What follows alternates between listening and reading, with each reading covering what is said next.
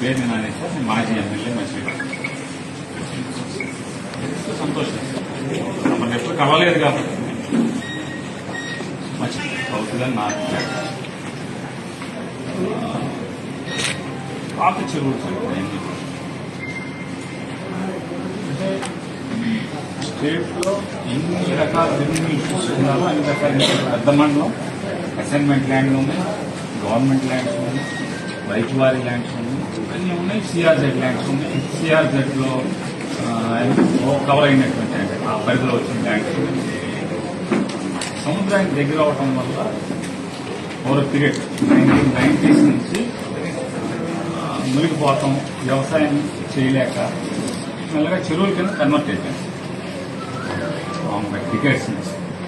ఇప్పుడు కొత్తగా ఏంటంటే చెరువులు రిపేర్ చేసుకోవాలంటే రిపేర్ చేసుకోవాలన్నా కూడా మన దినమే 100 ఎకరాలు తవ్వుతున్న కూడా తవ్వేస్తున్నారు సార్. అసైన్మెంట్ ల్యాండ్ తవ్వుతున్నారు, గవర్నమెంట్ ల్యాండ్ తవ్వుతున్నారు, అన్నీ తవ్వుతున్నారు.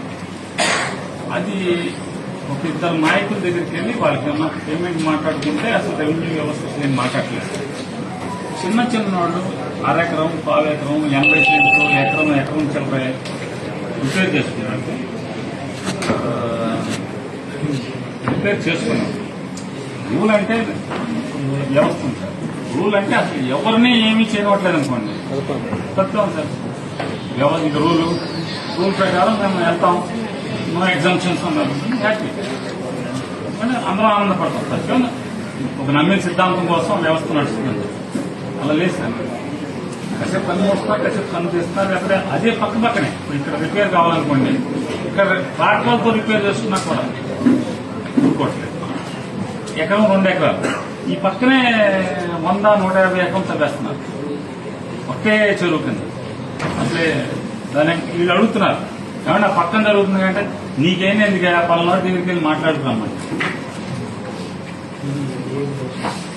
తుమ్మల చెరువు కోన చాలా